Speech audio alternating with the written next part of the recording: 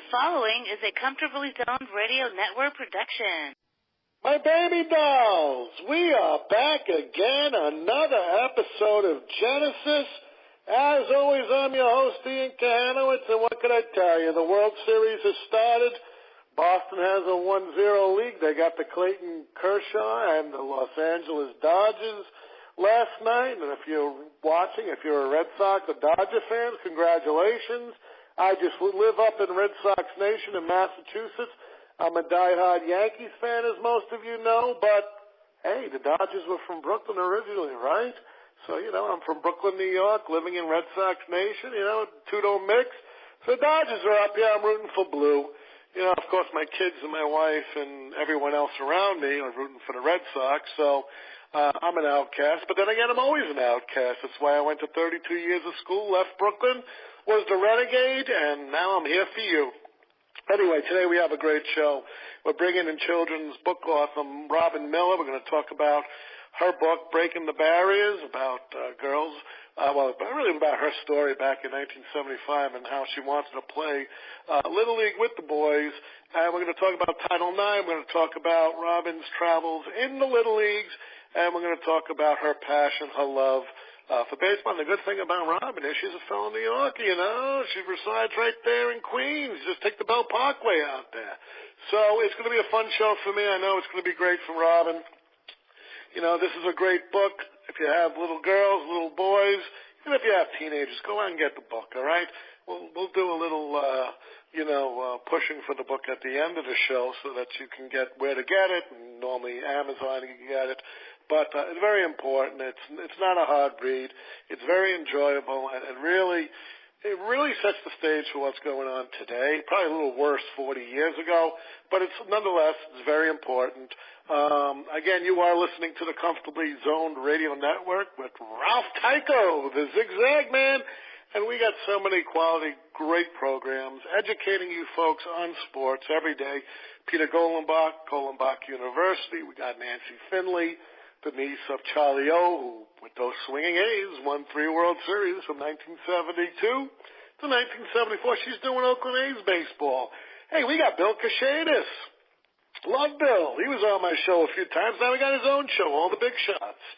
He does Philadelphia baseball, and that's Philadelphia A's, Philadelphia Phillies, Philadelphia Stars. He goes from Negro leagues to women's leagues, every league in between. I know he's recently had slugger Mike Schmidt on his show again. You should check him out as well. And, hey, I can't say that the network is growing. I love being part of it.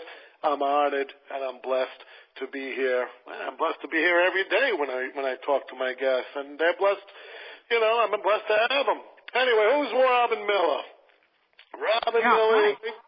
Not yet, Robin, but hey, Robbtn Miller is a children's book author, mother of, now the little boy's 9, named EJ. This is Robin's first chapter book for children's 8 to 11 years old. Robin published 2 other picture books, Playgroup Time, and 3 Best Friends since 2015. Isn't that amazing? I love it. Mm-hmm. Robin enjoys writing picture and chapter books on interesting topics for children and their parents. She is proud to tell her story of playing Little League with boys in 1975. Her goal is to inspire girls to have a choice to play Little League with boys and to stand up to the obstacles they may encounter along their journey. These crucial life lessons that Robin learned along her path helped her in being resilient and persisting in developing her goals in life. And I can't even say that's just scratching the surface what she had to go through. Robin is very appreciative and blessed that her parents and her brother Bruce stood behind her a while she crossed the sidelines to play Little League with boys, especially in a time where this wasn't accepted. And without any further ado, now I can bring you on, Rob. How you doing today? Good. I'm great, Ian. Thank you for having me on. Great for you to be here, talking about this stuff. Now tell me, Bayside, Queens, living in an apartment complex like myself. How'd you learn baseball? Who'd you root for? Were you Mets? Because the Mets were out there. They were created in 62. What was going on in Bayside, Queens in the late 60s, mid-70s? Well, it was in the mid-'70s I started going to school, and we didn't have what we had today with social media and electronics to occupy our time, so kids back then had to figure out how to keep themselves busy and out of trouble.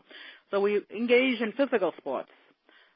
We played basketball, football, baseball, and at a time that I started to learn, like I say in my story, it was 1974 in the springtime where I went to a park, and I noticed there was a game in the other field, and I said, oh, wow, that pretty looks interesting. It didn't even, come to me whether they were boys or girls or which kids playing.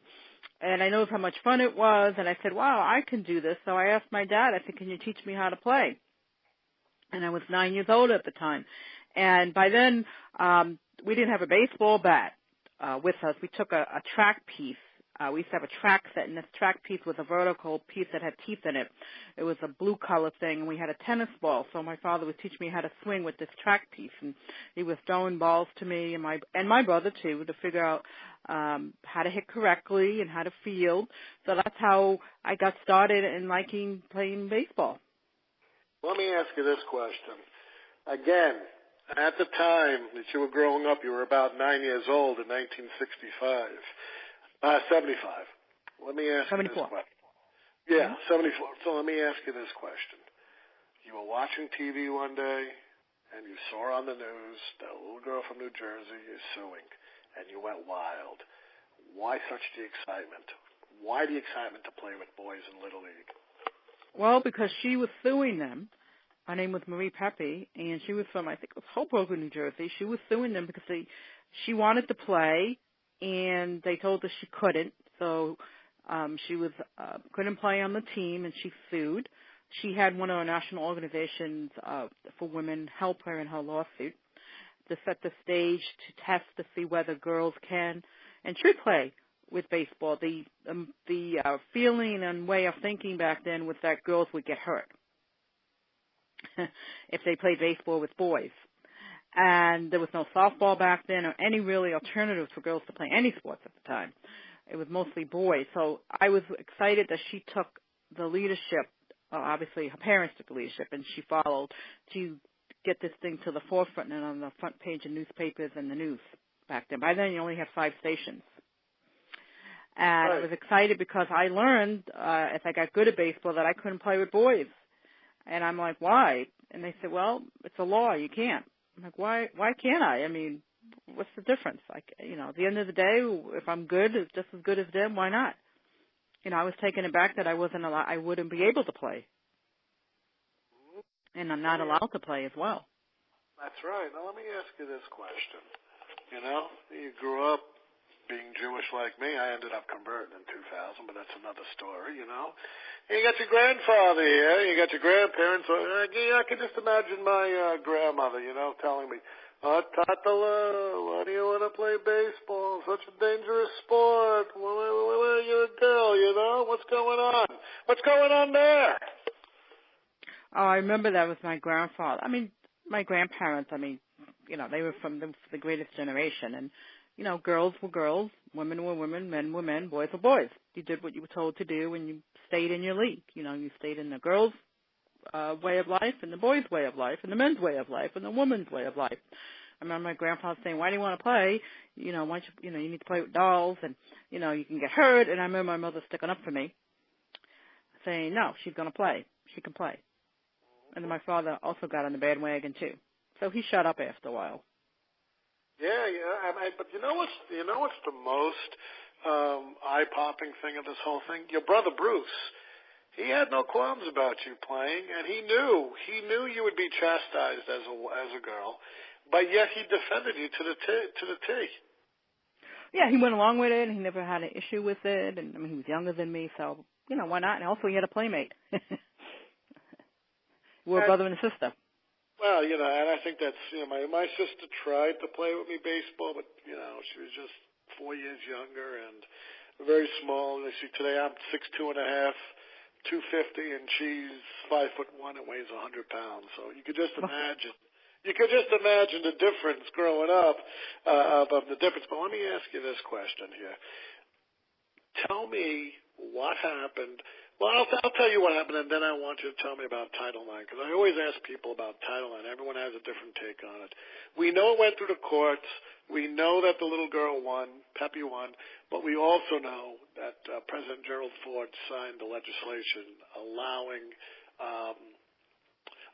girls to play in the little leagues. Tell us about the importance of Title IX. Well, that's one thing I would like to educate on that. Title IX was applied for education settings in schools to allow girls to have sports because boys already had sports. And that applied more for educational settings. Yes, it pushed the envelope to continue that and as a law that stands today. But all that was it was more separate but equal. It wasn't really about allowing girls to play Little League back then. What I learned about this case is that they used the 14th Amendment, Equal Protection Clause, to say that girls had to right to play baseball.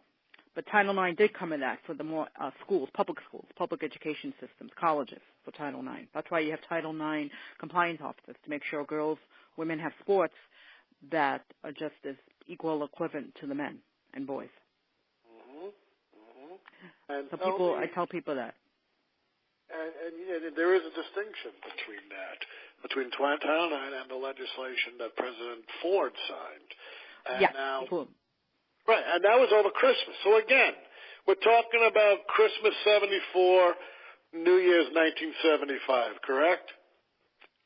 Yeah. Well, it became the next day it became 1975. Yeah, it was New Year's Day. Yeah. Yeah.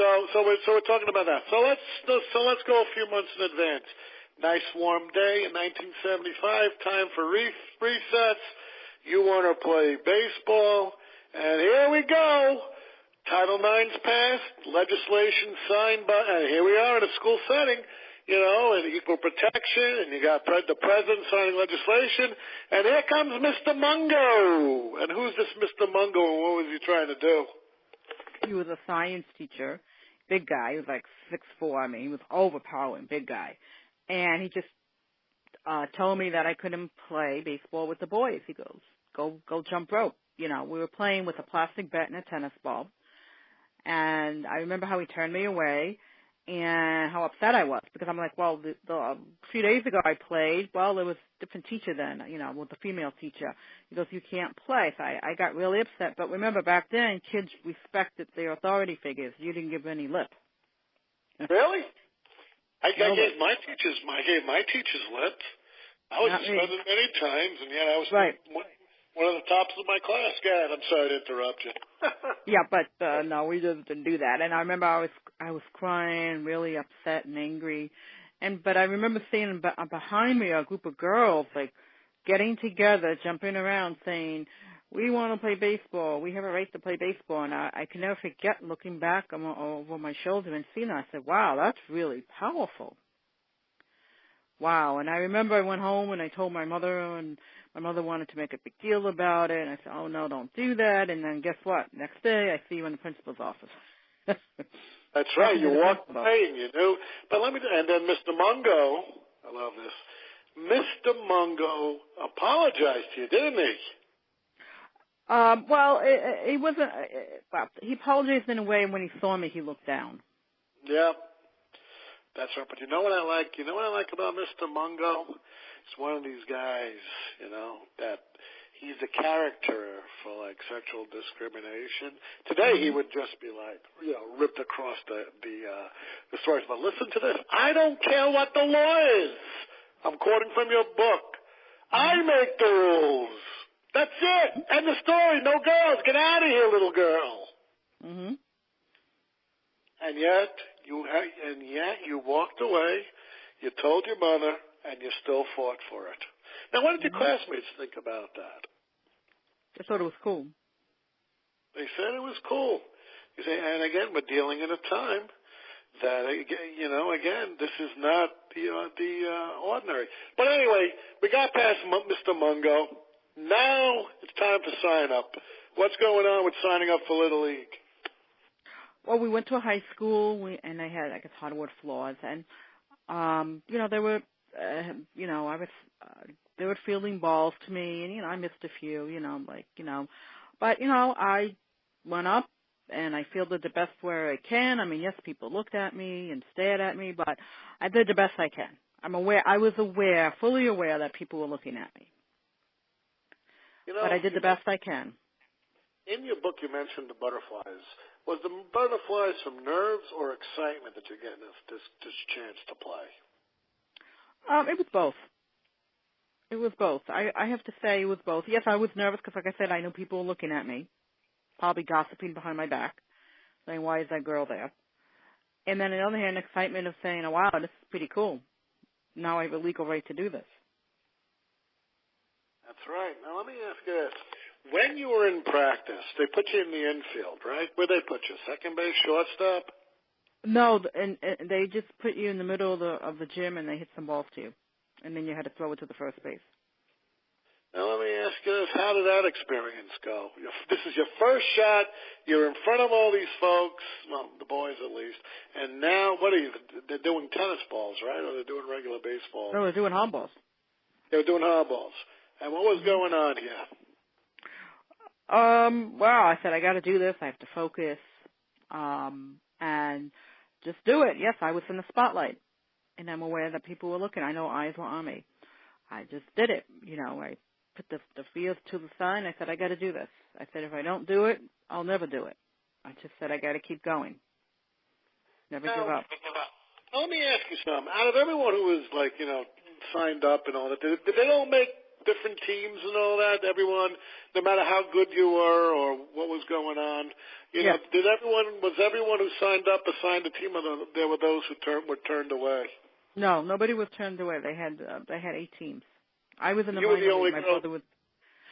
There was another girl and I in the minor leagues. Okay. And so you made the Birchwood Pharmacy team. What the heck is Birchwood Pharmacy team? The pharmacy that paid for the sponsorship. I was going to say, they're the sponsors, aren't they? There are 12 boys on your team. Mm-hmm. This is it, April vacation. Everyone's getting ready. Mm-hmm. What's going on as you arrived on the field? Birchwood Pharmacy team. Their 2 co-managers were there. But one of them gets to help you out. His name is Tom. Let's talk about Tom. Yes, I remember the boys were looking at me, wondering what I was doing here and, saying smart remark. And one of the managers stood out and defended me and said, we're here to play and everybody's going to play. We're all on a team. We're going to do this. Let me ask you this question. Coach Richard hit a fly ball to you. You got it. You readied yourself for a glove. You're waiting for the catch. You missed it. Now it doesn't say anything in your book here about what the others might have been thinking of you, or maybe you heard them making fun of you.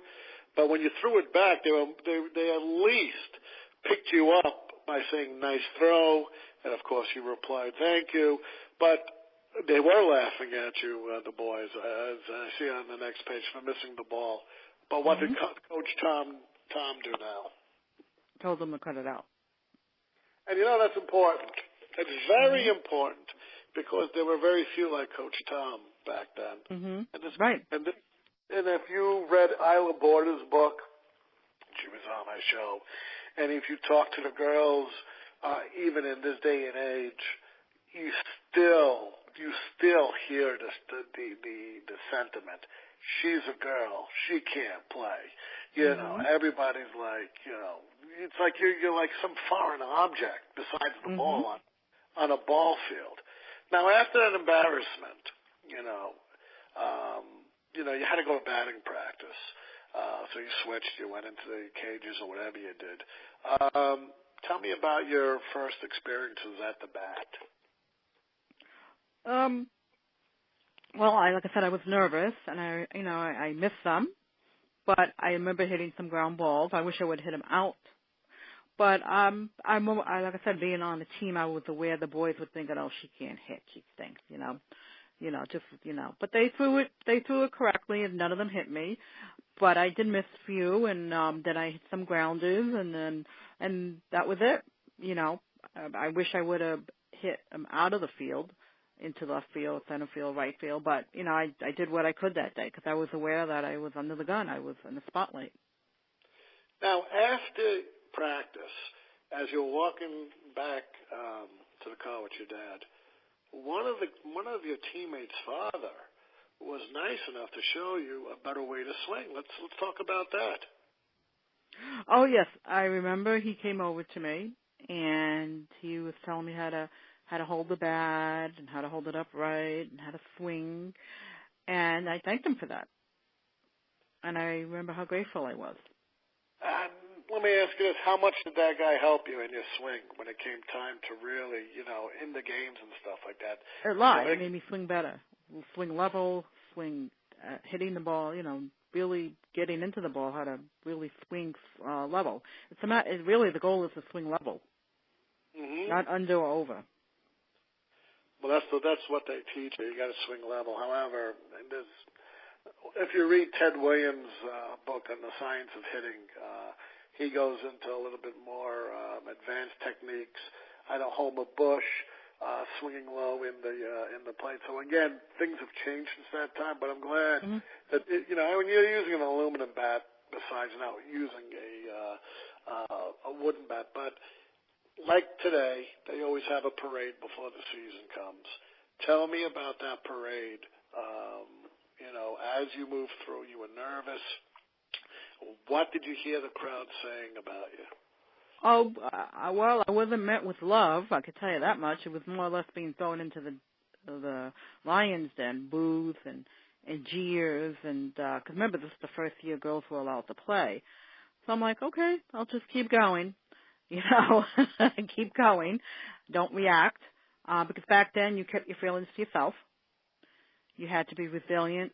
You had to pose yourself, because we lived at a time where you just didn't express your feelings.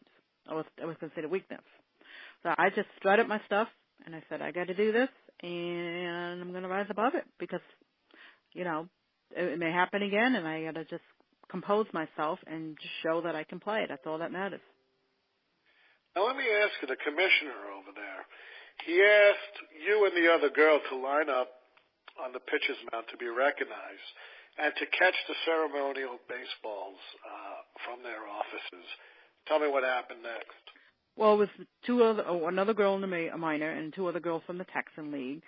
And we went up to the mound, and there were, there was like 300 boys and parents behind in the stands. And he asked us to come up, and he says, the first year girls are in baseball, and we want you to throw out a ball to you. And he throws the ball out, and of course I miss it, and all the boys are laughing at me and jeering at me, and it's just really humiliating. And they were also booing at the other girls, too. So I wasn't the only one that was booed and jeered at. I was just amazed how I couldn't believe it. And now, again, at 9 years old, that would send me running, crying for not to play because I don't want to go out and do this when everyone hates me. You know how a 9-year-old thinks. You have a 9-year-old. Well, anyway, but your family gave you encouragement regarding this. Tell me a little bit how you felt after they spoke to you. I felt happy. I felt empowered, and their support was all I needed. I didn't need 300 boys telling me I couldn't do what I could do. My mother always said, whatever a man can do, obviously within reason, a woman can do, a girl can do. So I knew one day that I would be telling that story to other people about what I went through that day. But I was blessed and grateful that I had stamina and grit, and that I wasn't going to let it put me down. And the other girls, I don't remember them saying anything to me, or we never really talked about it, because back then you just didn't share feelings about those disappointments. Now they do, obviously. Kids do. But back then we all had to just lip it, just suck it up and do it. Well, now let me ask you this question. So now the parade's over. Well, that's what they would tell you anyway. Suck it up and do it. Today you tell that to your kids. Social services end up at your door ready to take your kid because you're abusing them. It's such a different world than 40 years ago. Let me ask you this. First game, Lucille's Variety Store team. Pouring rain, cold, dreary. How'd the game go? It was tough. Being out in left field, cold, wet, trying to catch the ball. Missed some, but I eventually got it and I threw it in. It was probably the toughest day being and playing baseball in my life. I mean, it was so cold, Well, again, you just had to lip it. You just got out there and you played, and eventually the game was called, but it was tough. It was tough. You played in the rain. Today they don't play in the rain, the little guys, because we were little guys back then. But you had to stand there and sit out there in the rain. We played in the rain until the umpires thought that the game was called, and he did. But I remember how cold I was and how uncomfortable, but I just, took it. I strutted my stuff, picked the ball up, and threw it in. Now, your opposing pitcher was Lucas, and you also overheard someone in the stands asking your mother why he was flirting with you. That's great. Yes, that was another game, yes. So what was going on there? Well, he was a kid in my building, a little younger than me, same age as my brother. We knew each other, and he was pitching, and I remember I remember how we were both, people wondering why we were flirting. We weren't flirting. We were just laughing at each other, And I remember I did hit off of him, and he was eventually relieved. But it was just one of those moments that was really weird and very funny, too, But, I proved myself. I got a hit, and I played well. That was one of the games I played well. Now, let me ask you this. How many games were in the season altogether? 6, 7? 16. 16. And what was the ending result of the record of where you finished? That year we came in fourth, and we were, I believe, 10-6. Now, did you get a trophy? Yes, I got a trophy, and that's the irony, is that here I am starting off as a girl, going against the odds, and at the end I get a trophy. Yes, for being in fourth place. It felt really great to get a trophy, to show my work, the hard work that we all did together. Now, let me ask you this. As you were going through the season, from game one, the Lucas instances, did you feel that your play was getting better as time went by? Yes, obviously. Oh, yeah, you do. You only got better, more confident. Yes, playing just as well as the boys, seeing each other as just teammates. We didn't look at sex back then or gender. Just going out there and playing. I was hitting the ball. I didn't have any home runs that year. I was batting around 250, 275. But, I got ground balls and RBIs. And let me ask you this. How did the other teammates that were on your team, because you're with 12 boys now, did some of them, warm up to you? Were there some that still said, well, you're a girl, go away, you suck, get out of here, Well, I remember that at the end of the season, before the game, that one of the boys, I said, I think I got better, and I feel confident, and he goes, you suck. I was like, wow. Oh, today, you'd be crying and blah, blah, blah. But again, being resilient and being tough inside, you just took it. And I'm like, okay. I remember everybody on the team was looking at me, but I said to myself, it's not going to stop me. It's only going to make me stronger. Let me ask you something. When it was over, and even at 9 years old, and you were going to turn 10 that year, I believe, what did going through that season do for you, deep down inside, for you? What was going through me? Yeah, what was going through you? What did you take away that would help you for the rest of your life from that one season? Stamina, that everybody's not going to like you and what you do.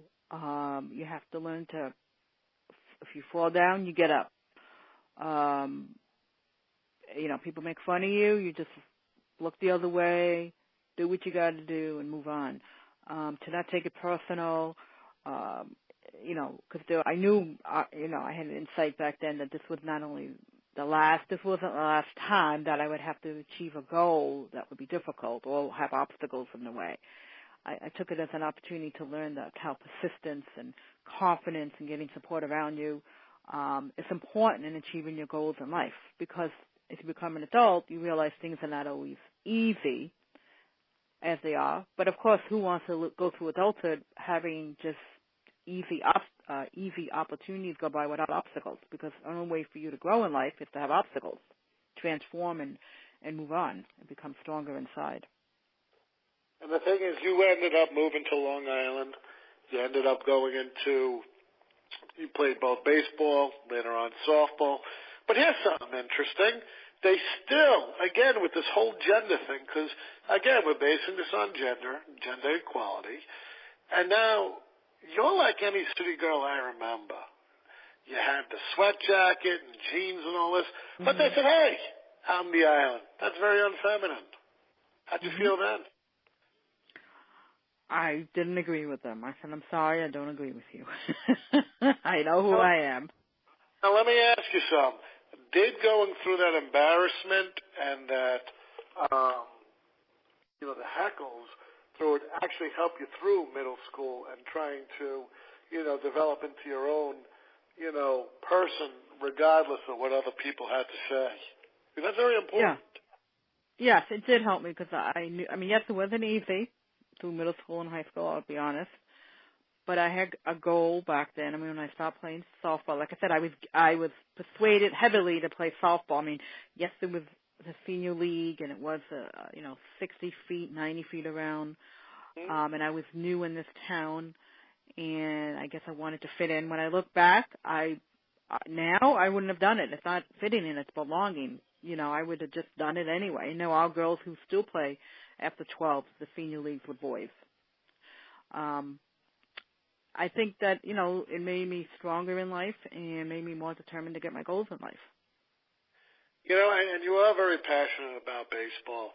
And you leave your readers, with 3 questions to think about after coming off reading this book. Number 1, we'll address that one. Will high school baseball teams exist for girls who want to play? What's your thoughts on that? At this time, there isn't any.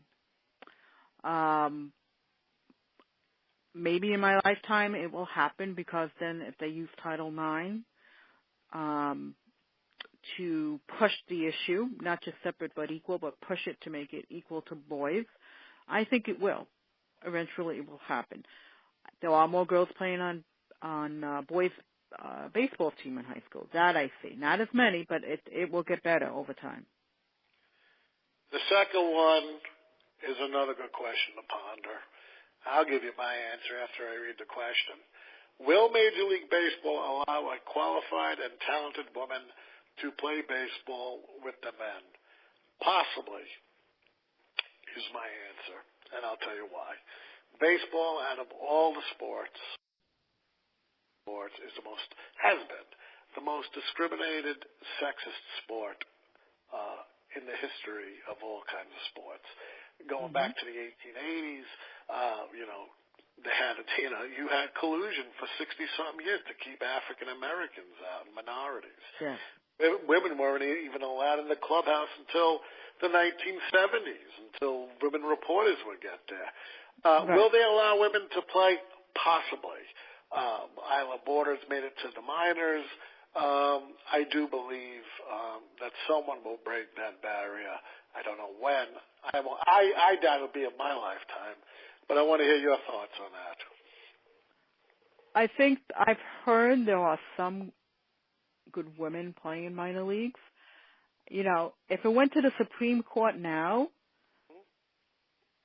and since it's mostly Republican,